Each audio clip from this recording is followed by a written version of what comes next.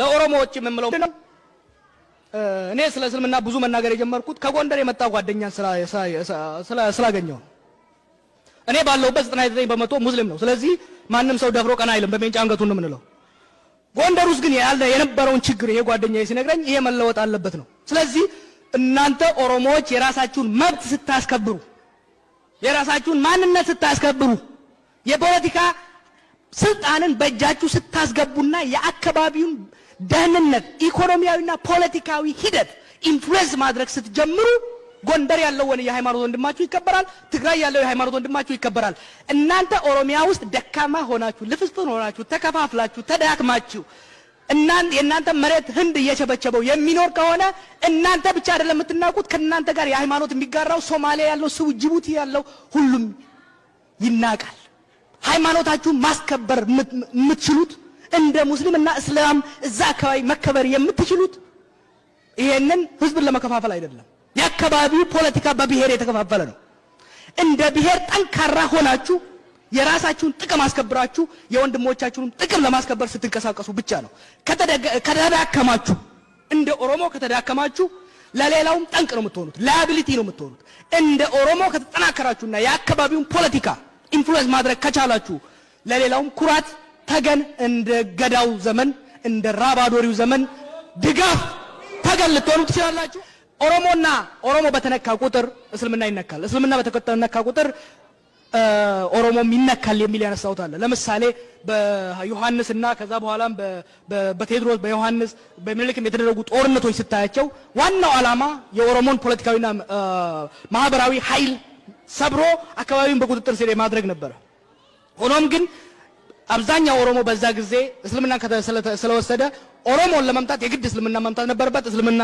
ለመምታትም የግድ ኦሮሞን መምታት ግዴታ ነበረበት ፌደራሊዝምን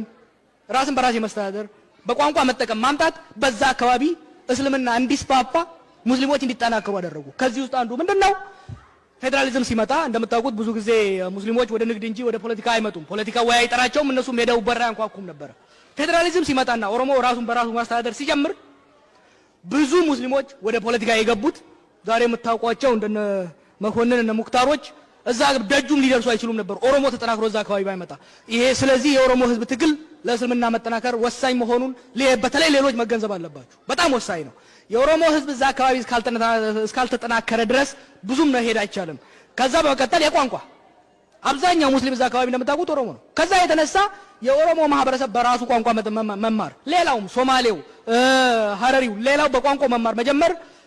በራሱ ቋንቋ ማንበብና መጻፍና መልእክት መለዋወጥ መጀመሩና መቻሉ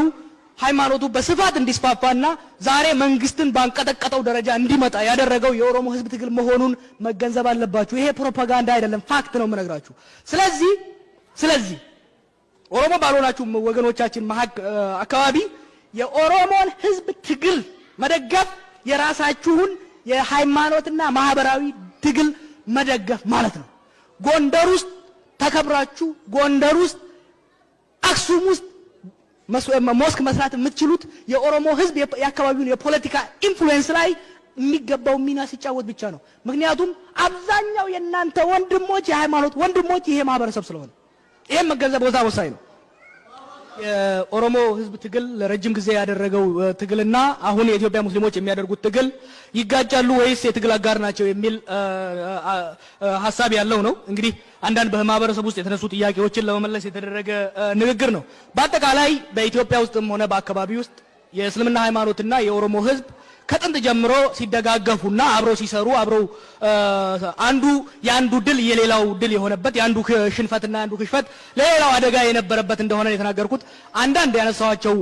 ምሳሌዎች አሉ አንደኛው ምሳሌ እንደምታውቁት እስልምና በሰሜኑ አካባቢ ከገባ በኋላ ለ300 400 ዓመት ያህል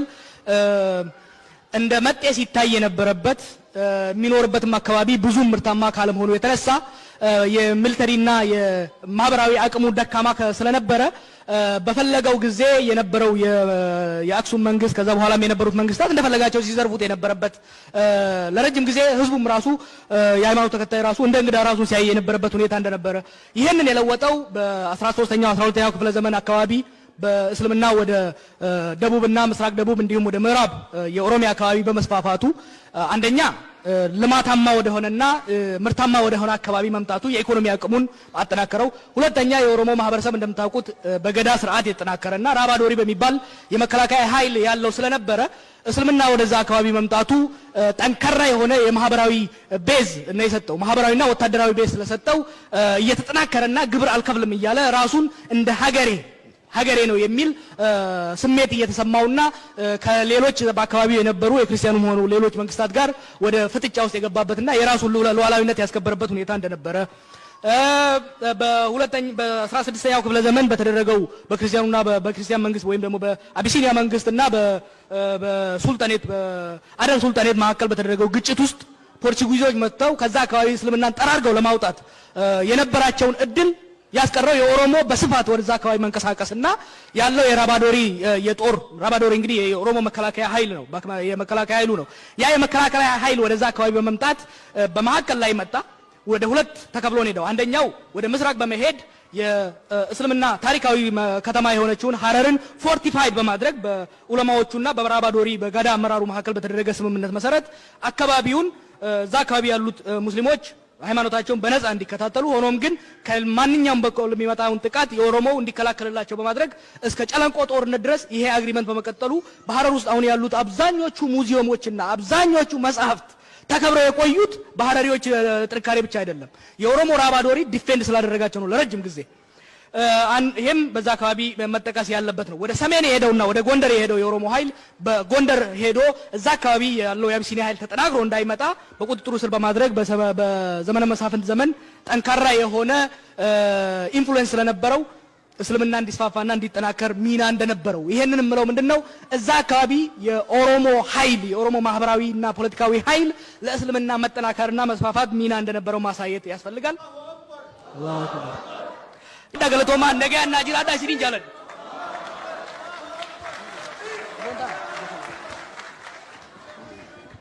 السلام عليكم ورحمة الله وبركاته إن شاء الله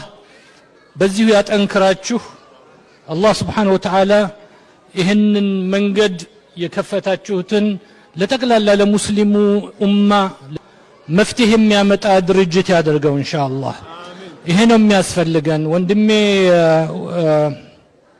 ሄደንዴ ወንድሜ ጀዋር ማሻአላህ ጀውሃር ስለ ኦሮሞና ስለ ሙስሊሞች ግንኙነት ተናግሮ ነበር። የኢትዮጵያ ሙስሊም ህብረተሰብ በትንሹ 50 ሚሊዮን